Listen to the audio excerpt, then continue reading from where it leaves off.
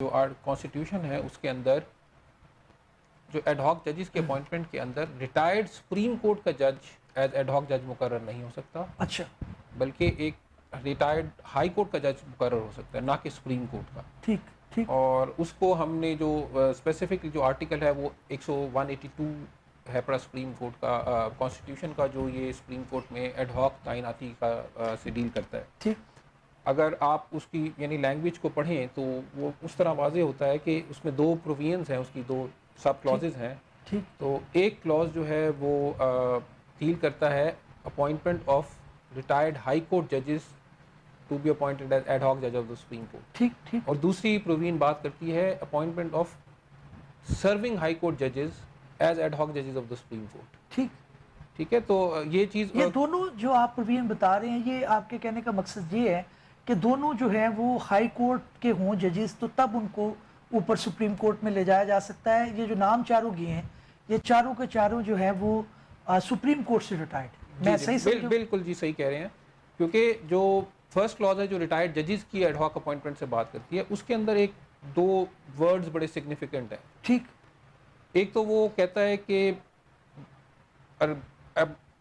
with the approval of the president request any person who has held the office of a judge of that court.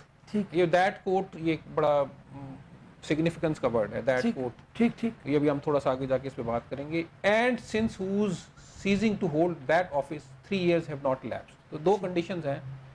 ایک تو وہ that court کا جج تھا, ٹھیک, وہ اسپیسیفائی کر رہے ہیں. ٹھیک ہے, that court. ٹھیک. اور اس کی ریٹائرمنٹ کو 3 سال ابھی نہیں گزرے. ٹھیک. ٹھیک ہے. اب بات یہ ہے کہ جب 182 کی اوپننگ سینٹنس آپ پڑھتے ہیں پیراگراف, تو اس میں وہاں ورڈ ہے دا کورٹ یا سپریم کورٹ کا ورڈ لکھا ہوا ہے. اور یہ قانونی جو تشریح انٹرپریٹیشن کے اصول ہیں اس کا بھی مد نظر رکھ کے دیکھا جائے تو جہاں اگر ورڈ دا کورٹ لکھا ہوا ہے, اوپر سپریم کورٹ لکھا ہوا ہے, ٹھیک, تو نیچے بھی اگر مقصد سپریم کورٹ کا جج دینا تھا یہاں لکھنا, تو پھر دا ورڈ ہوتا دا کورٹ یا سپریم کورٹ, دیٹ کورٹ نہ ہوتا. دیٹ کورٹ نہ ہوتا, کیونکہ دا یعنی میں اور وہ, یعنی میں اور وہ کی بات, وہ بالکل ٹھیک, بالکل ٹھیک. یعنی جب وہ ہے تو اس کا مطلب ہے میں نہیں ہوں, وہ کوئی اور ہے. اب وہ کون ہوگا؟ وہ جج ہوگا ایک ہائی کورٹ کا, ٹھیک ہے, جو کہ 3 سال کی مدت کے اندر اندر ریٹائر ہوا. اب یہ 3 سال کی مدت کی ریٹائرمنٹ یہ اصل سگنیفیکنٹ ہے اس سارے معاملے میں. اب دیکھیں 1879 جو کانسٹیٹیوشن کا ہے, ٹھیک, وہ کہتا ہے کہ سپریم کورٹ کے جج کی ریٹائرمنٹ ایج 65 ایئرز ہے. ٹھیک ٹھیک. اور 192 جو کانسٹیٹیوشن کا ہے وہ کہتا ہے کہ ہائی کورٹ کے جج کی ریٹائرمنٹ ایج 62 ہے. ٹھیک ہے, ٹھیک ہے. اب ان تینوں پرووینس کو آپ پڑھیں تو اس کا یعنی لاجیکل انٹرپریٹیشن تو یہ بنتی ہے کہ ہائی کورٹ کا ایک جج جج آف دیٹ کورٹ, وہ 62 کی ایج میں ریٹائر ہوا. اب وہ جب تک 65 کی ایج تک نہیں پہنچتا, یعنی سپریم کورٹ کی جو ریٹائرمنٹ ایج ہے, within 3 years of that period, اس کے پاس he has the opportunity to be appointed as an ad hoc judge. بالکل ٹھیک, بالکل ٹھیک ہے, بالکل صحیح.